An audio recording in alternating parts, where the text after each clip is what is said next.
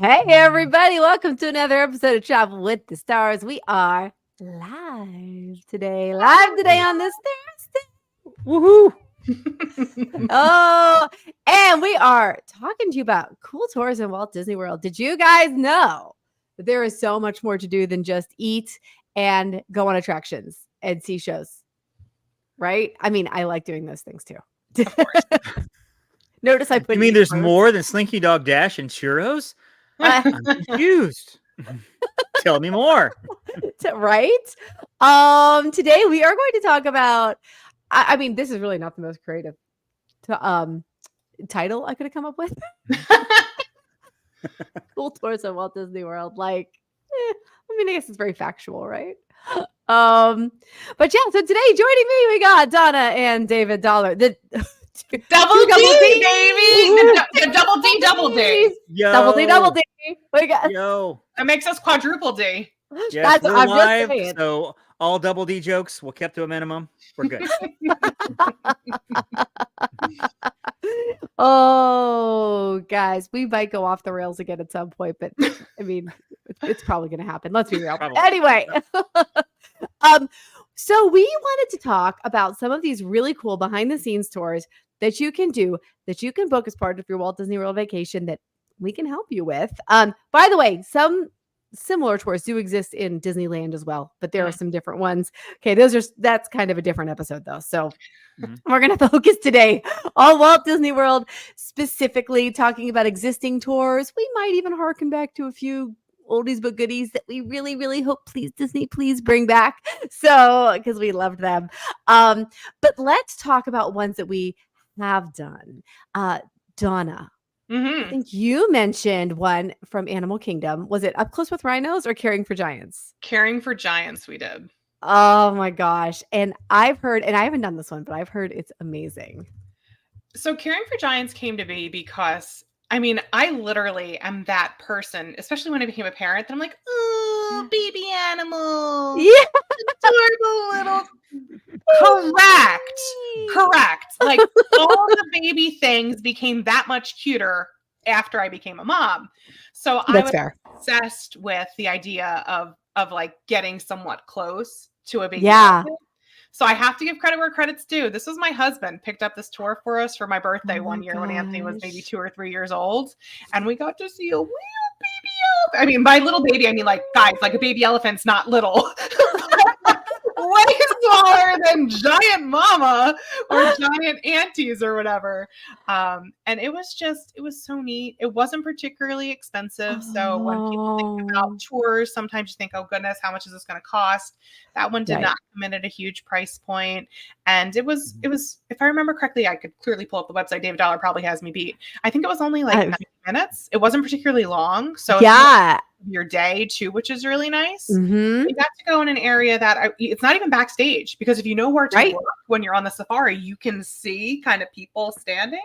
But you get really close to the animals. You get to go by their enclosures backstage. It was really cool. I highly recommend that to anyone who, like me, enjoys elephants and cute little babies. Oh my gosh. And it's actually not that expensive either. It is $39 per person, plus tax. I mean, as always, everything's going to be plus tax, right? As always. And yeah, and I do. It's actually 60 minutes. Maybe it used to be 90 minutes. 60, okay. 60 minutes. You go through with a guide. You're gonna like go see the elephant herd, and this is great for kids. Like, of littles who love elephants or who love like animals in general, and kind of similarly, I don't know that any of us have done this one, but Up Close with Rhinos, just a little bit more, $49, kind of the same idea as that. So let's stay in Animal Kingdom for a second, because David, last year during the Jollywood, I know we all posted about this, you and I and a lot of the Upon a Star team went to the oh my gosh, why did my brain just blanked? Wild Africa Trek. Yes. Now my signal's being flaky, so if it does go out, I will readjust somewhere in this home or whatever. But Wild Africa Trek, it's a little pricier than I wanted, because this was the second time I've done it. The first time we did it, my wife and I did it in 2008. and it was Oh, wow. 129 per person. And so it was we did one of the first 5 or 6 tours they had ever done. They had just opened. Cool.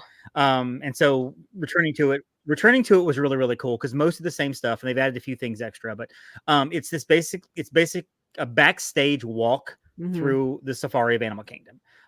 You walk over the crocodile pit. You get some great pictures over a little rickety bridge, which is funny that everybody's scared of that bridge. I mean, you're harnessed in, it's netted. Straight up. You're not going to fall in the crocodile pit unless you're just stupid and you're like, I want to lean over the railing. It's not going to happen. But the fact that there are crocodiles about 20 feet below you is still a little intimidating. They're right there. So you have to cross 2 bridges. You also get to you're supposed to be able to feed the hippos, but they can't control the animals. So sometimes the hippos come out, you throw lettuce at them, they'll eat it. Sometimes they won't. They didn't. The first time I did it, they did. We were able to feed the hippos, and it's kind of cool because they harness you in. You're able to lean over the cliff a little bit and throw them out. You walk through, you see some different sights and everything backstage, and then it ends up with a lunch on the savannah. So if you're in the safari, cool. And as you're going through the savannah, you look off in the corner, there's a little house there. That's where people are eating lunch. It's a really cool, unique lunch. And I'm a picky eater when it comes to stuff that I don't recognize or can't pronounce. And for me, most of it was really, really good. And they cater to special diets and stuff too. And it was a really fun tour. It's about 2.5 to 3 hours. Your guides are fantastic. I mean, they'll stop your buses all along. We had giraffes all up in our face several times. And it was just really, really entertaining. It's up to 10 people. So I recommend doing it with a group of people that you really enjoy being around. If you want to do it by yourself, that's fine. Maybe 2 or 3 people, that's fine. Our group had about 8 or 9 people. We had another group that went before. They had 3 people, it was a little trio, and then they were put with other people that they didn't know as to make one big team. And I think 2 people, there was a couple that was with our group that we didn't know. But I would recommend getting a group of people together and go. And it individually costs. It's not one cost for the whole thing. It's individual cost, like $189, $199 or something. If you want to spend the money, it is well worth it, especially for those people who go to Disney World a lot and are looking for something different. Maybe Animal Kingdom is not a full day park to me. I have my 3 rides and then I'm out. Right. Do this. It's a lot of fun. Well, and David, you mentioned pictures, but one thing and I've never done this, disclaimer, not yet. But one of the things that I like my clients sharing with me are the pictures that the cast members take of them. Yes. So it's not you having to snap the selfie and things like that. They're like the paparazzi the whole time, taking your picture, going across these things. It's like... So I love that. And we actually saw on Safari yesterday, we saw the folks feeding the hippos. It was really cool. Oh, that's so cool. My son Anthony was like, wait, Mom, what are they doing? What are they wearing? Like he had never seen like the whole harness thing. So he thought it was really neat to even see it from that end. Wow. Well, it was cool because again, when we did it 15 years ago, you had to put your phones up. Everything went in the locker. Everything. Right. Well, this time they'll let you take your phones with you, but you have to have a little strap on your phone they put on here. Yep. And I actually still have it on my phone that you have to, it's a wristlet thing to put around your wrist. And if you pull your phone out, you have to have this attached to your wrist or whatever. And it's still on mine because I'm used to it now. When it breaks, which it finally is going to pretty soon, I have to get a new one. But yeah, it's a cool little thing. And you get to keep it. You can get this on Amazon. Yeah, if you want to. I mean, they will take it back if you're not going to keep it. But Brady kept his too. He's like, that's actually useful sometimes. I was like, right, yeah. And they're in, along the same vein, if you don't want to do the full Wild Africa trek, there is a Savor the Savannah where you kind of get special access and you are in that little dining area. I actually did do this on a premium experiences option a few years back. Very cool. You're getting the tapas. You are getting to like go around the savannah. It's not as in depth. Like you're not feeding the hippos. You're not crossing the bridges. You're not harnessed. Right. But you do get that special access, and that's a little bit less pricey than the Wild Africa trek. But both are just phenomenal experiences. And Jen, the one that you were just talking about, the Savor the Savannah one, is good for mobility concerns. So if you're thinking like, oh, this sounds cool, but I'm not sure if this person in my life could do that, or this kid, because for a Wild Africa trek, you have to be at least 8. But there's some 8-year-olds who might not have the attention span to do something like that. Savor the Savannah could be a good fit. Absolutely. And like you said, as long as the ECV can transfer, they just have to be able to transfer into the vehicle. They can't take the ECV with them. But I absolutely would be way more mobility friendly in that case. So Animal Kingdom has a lot of great options, and the lodge does too. Now, have either of you ever done the Starlight Safari? I haven't. I had it booked for a honeymoon and then we canceled it. Okay. I know. I know. I mean, I get it. But it should have right? But it's in the dark. So like you're going through on the Animal Kingdom safari, like basically. So it's, not as large as Kilimanjaro safaris, but that does exist as well. And that is a popular option for people. Also a little bit less expensive, nighttime, pretty cool to see that. Let's move on from Animal Kingdom because I think I hit all of the ones there. A lot to do. By the way, all of these are bookable 60 days out when we can book your dining and other experiences. So that's whenever we start booking these. And keep in mind, all these prices we're throwing out, it's subject to change. Disney could change I would these at any point. I would recommend booking these as soon as you know you're going to go. Let's book them 60 days out because a lot of these have a lot of availability. Maybe they go like all day or whatever. And some of these are like 1 day a week or only certain times of the day. And they're very narrow. So you want to make sure you get these as quick as possible. And if you decide not to go, you can always cancel later to open it up for somebody else. But let's go ahead and get this booked on your list. And there are Disney Visa card discounts on these. Yep. That's something that we get asked a lot. Yeah. So there's ways to make it less. There are. And but honestly, like these are experiences that, especially if you are a multi-time Disney goer, you go a lot. And yes, you love the rides. You ride these. Hey, Derek, our good friend of the show, Derek Franks, saying hi. What's up, Derek? But yeah, like it's nice to do something a little bit different. And I will tell you, Brady is one who Animal Kingdom is not a full day park for him. Right. He actually wanted to go back and do the Wild Africa Trek again. I wanted to do it. Had such a good time. Yeah. It was a lot of fun. So that's so something much you want fun. to take other people to. Maybe not Brady because he's much more introverted than I am. But it's like, oh no, he wanted to take other people. I'm like, oh, you've never been? I want to take you to this. I want you to go. Yeah. I mean, let's go together, whatever. But there's so many other tours we're going to talk about that I want to do first before I go back to this one. So Jen, what's next? What's next? All right. Well, we're going to talk about one that I know David and I have done it. I don't know that you've done it, the behind the scenes tour at Epcot. So this is one of those things where, I mean, we live here. So anyone who might not have heard me talk about this before, like literally that way, 2 miles, Magic Kingdom, we're here. We live here.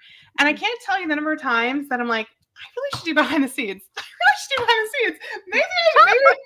And I haven't done it yet, but it's definitely on the list of things to do because we love that. There's no excuse. It's not expensive. It's like $25 a person. It's only 90 minutes. It's a quick walking tour. It's in one central location. You know, you could take strollers and wheelchairs and through it if you need to. It's not very mobility inhibitive. So, I mean, matter of fact, you should probably go now and then come back and report back. And I mean, I probably should, especially September when no one's there. Like, absolutely. I don't Meredith. Yes, Meredith. Yes, you get a complimentary cucumber slice made fresh right there in the behind the scenes tour in the greenhouse. So it's so good. Jen, go ahead and set this up. What is behind the scenes tour? People are like, what are we talking about here?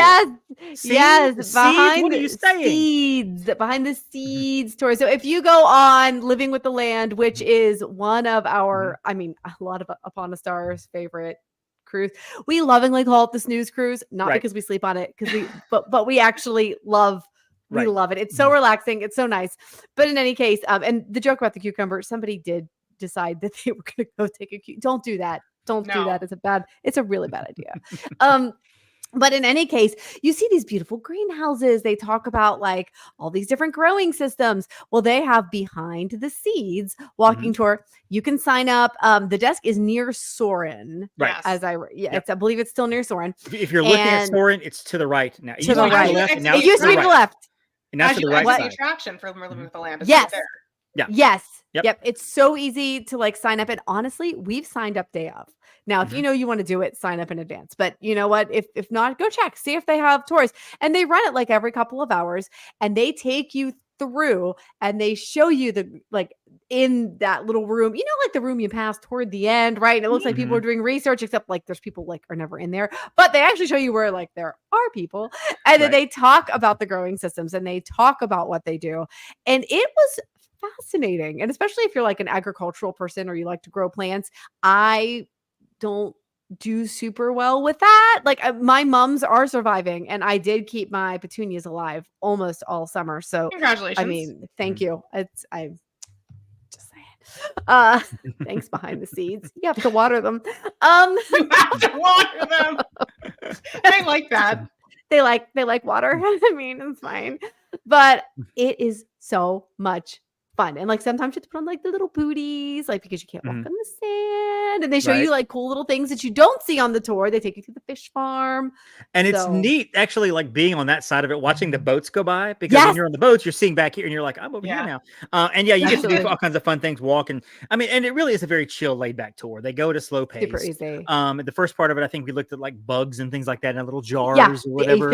And then you walk through the greenhouse and you see different, like you feed fish and stuff. And so it's very chill.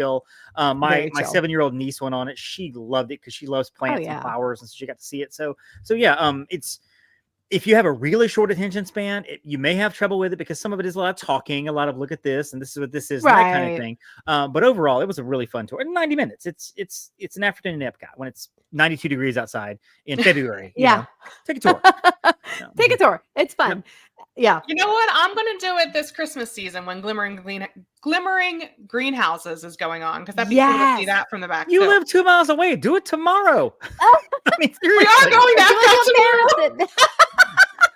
I mean, it's not like Jen's asking me to go to Dollywood or something. I mean, literally, it is, so they got this cool thing at Walmart. I'm going to go buy it. The Christmas, I'm going down there. Walmart's over the hill. So.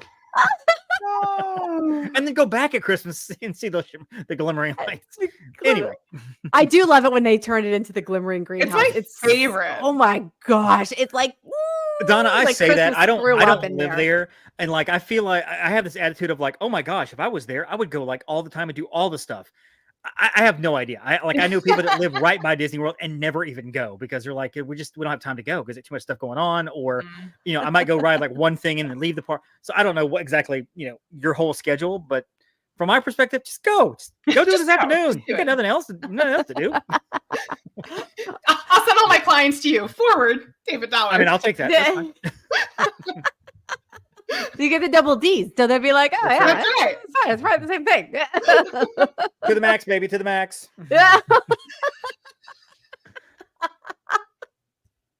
Always. So I'm glad to see you guys are tight. Like you're helping each other out. You're really supporting one another. I love it. Right. So in any case, 2 other ones to shout out in Epcot that are, and these are all tours that you can still take. Like right now, they are live. Oh, also shout out to the VIP tours. We're not mentioning that in this, but VIP tours are amazing. That's a whole other episode. I mean, that's a whole other mortgage payment, but yes, that's the one you won't regret. That's right. Yeah. I mean, you'll be happy about it. There are 2 actually water-based adventures in Epcot, and you might be like, what? Mm-hmm. If you have not been into the aquarium, the Living Seas, if you will, which they have now rethemed like with the Nemo and Friends Pavilion, to me, in my heart, it's always the Living Seas. Right. Yeah.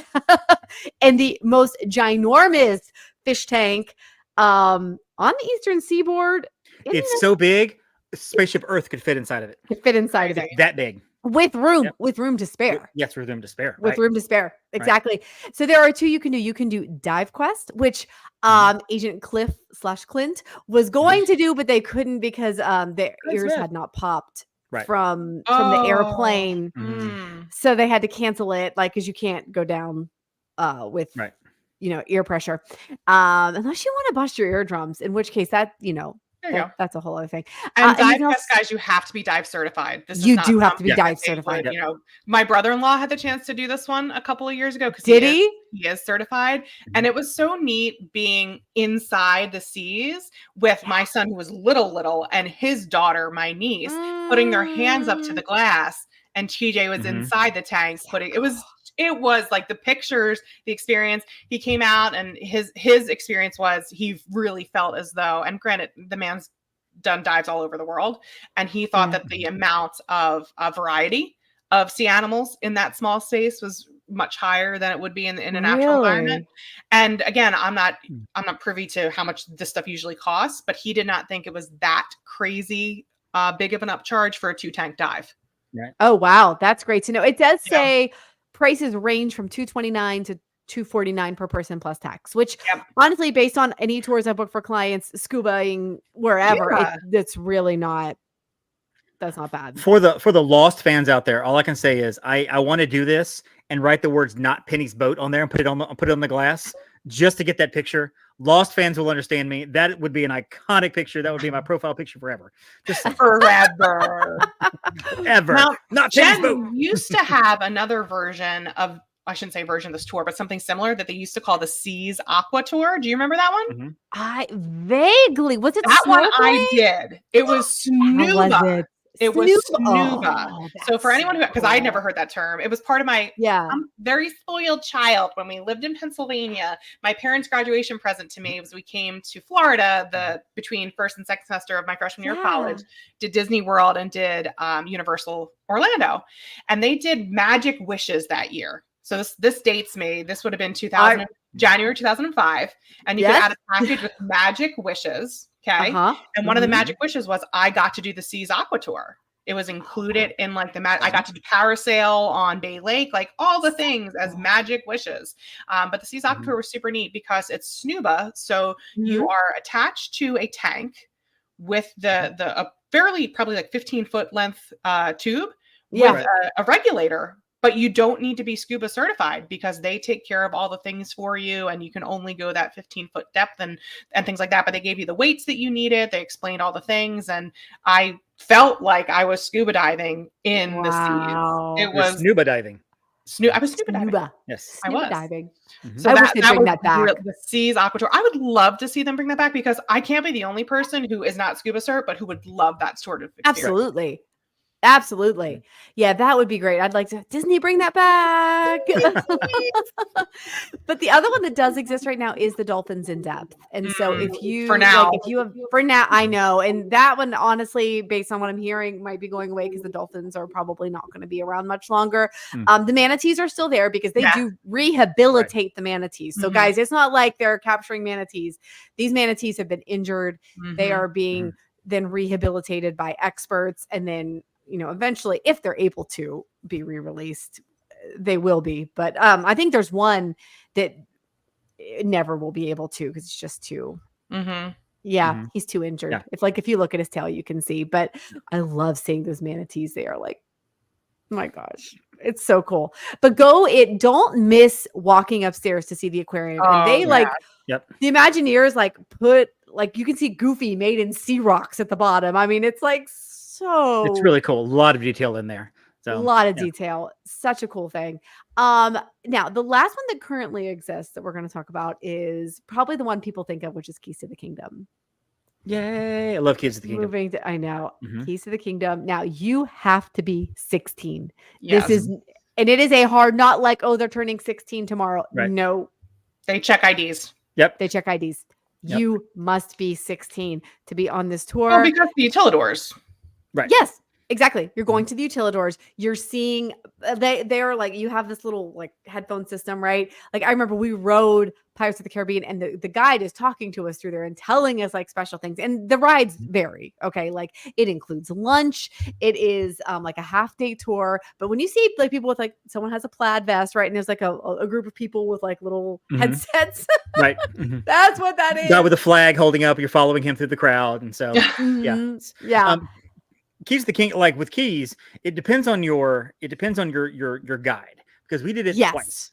And one guide was all about just ask me questions. There was actually a part of it for first 20 minutes. He was like, I want to sit down. He was like, before you get started, I want you guys to ask me any questions you want to ask. And people were asking about 9/11. They were asking about behind the scenes or whatever, just asking all kinds of questions. He was mostly entertainment division stuff. So he was talking about all that. So, and we did Jungle Cruise and Haunted Mansion.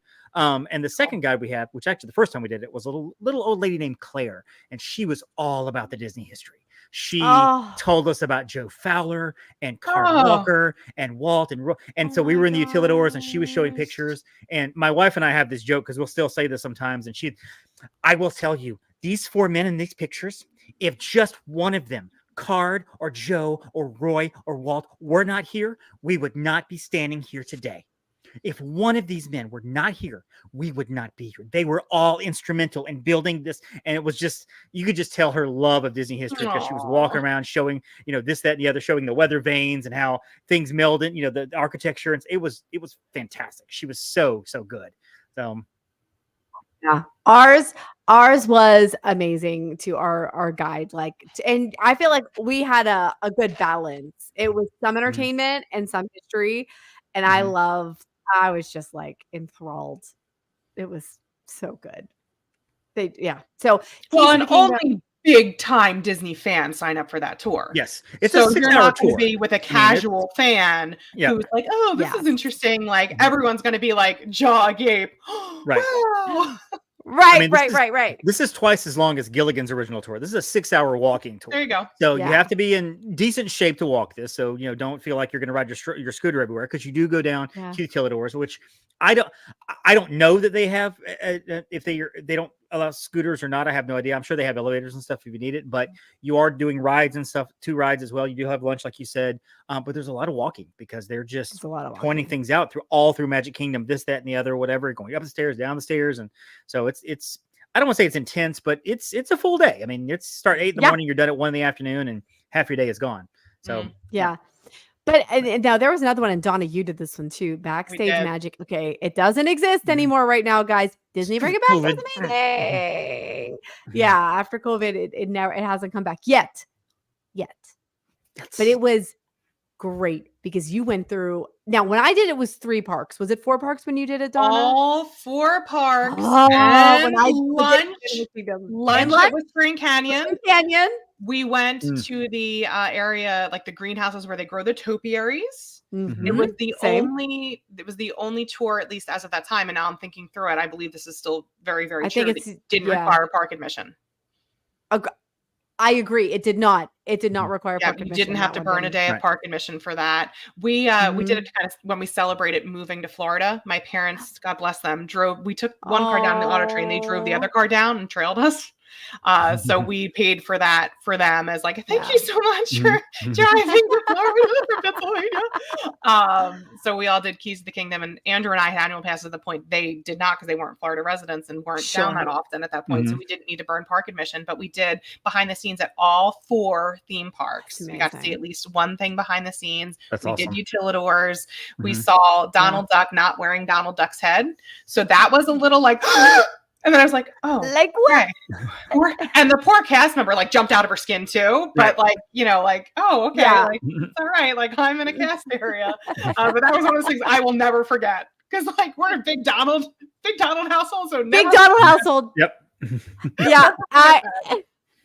But no, the tour, I mean, we went under like the basement level at American Adventure. Yes. All like where the different things like, Yes, so cool. I loved that. That was like so cool to me, which I did it on that one, but then I also did, it doesn't exist, Undiscovered Epcot. They did that too. I wish they would bring that one back. I would love to do that. That sounds like one that I would absolutely love. You would. And now on the Backstage Magic, they also like visited, this is so silly, the laundry facility. And I was like, we saw that at Keys of the Kingdom. We saw some of that too, the laundry stuff. And we also back to Keys of the Kingdom. We saw this is back when they were doing the Main Street Electrical Parade. We saw the floats for that because they did not come back yet. And we also saw the Spectro Magic floats, which were going to be disposed of sometime later. They were like, yeah, we've got these over here. We're not sure what we're going to do with them. Crash. Sad. Very sad. The last one, and I know all 3 of us want this to come back. Disney, please, the Magic Behind the Steam Trains tour. I've done it twice. I would love that. I've done that one once years ago, probably in 2005 or 2007. Yeah, I definitely did I did it in 2007. Actually, in 2007, I did it. Okay. And then a couple years later, we did it with Brady's dad. You were on the same tour. Plot twist. Cool. I mean, possible. Oh. It is entirely possible. I should find my pictures. But it was just so cool. You go back to the Roundhouse, you see where the trains live, and you see them like how they fill up the steam trains. They give you the history about it. And Brady's a train guy. So as soon as we found out this was a thing, he's like, we need to book it. And I called and I actually got it for the next morning. Oh, wow. Rare that would happen. But again, like 2007, that was something you could kind of pull off. Not not after that. No, but it was just such a neat experience because my mom loves trains, so this was kind of for her, and it was just a really it was early in the morning. So if you're not an early morning riser, not for you because this was a very early in the morning. But if I remember correctly, I think we rode the train in like at the beginning of the park day too, and like we actually physically rode the train back into Magic Kingdom Station like by just our group of people. It was so cool. You got to take pictures right by the train with the engineers. It was really, really neat. I'd love to see this come back. I would absolutely love to see this come back. It was just amazing. So Disney, please. And I know it was like for a while. I mean, the train literally wasn't operational. Right. If the train's not operational, you could not run this tour for realsies. Like that would not even be a possibility. But now that it's, got to see like the switcher track. So anyway, those are just some really cool options not to forget about on your next Disney vacation. And any of us would be happy to help you with that. So let's talk about where can we find you all? David, where can we find real you? quick, I do want to bring up one real brief. They used to have a Segway tour through Epcot. Oh, I forgot about Segway that. Through the nations. My wife, Stephanie, and I did that. It was great. They don't have that one through Epcot anymore, but they do have it at Wilderness. At Wilderness. That's they train you for 30 minutes on a Segway, and then you take a 2-hour tour through paved paths of all That's cool. Yeah. And I really want to do that because it was a lot of fun on the Segway.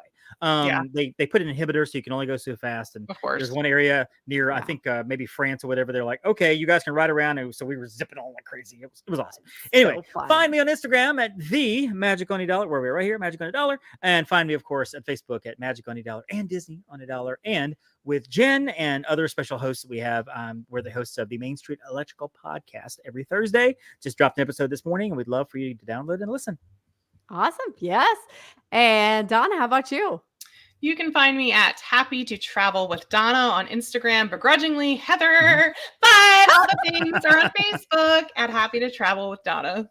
You can find me at Upon a Star Jen, and of course find the agency at Upon a Star Travel. All of the places we would love to help you. We can help you get these tours scheduled and so many more things. Tell you about all of our fun experiences, and we'll talk about some of these other enchanting extras that happen. Kind of down the road here. But in the meantime, remember, there is a whole new world of travel to explore. We're here to help you find that. David's singing it in his head. For the meantime, guys, we will see you real soon. Stay tight.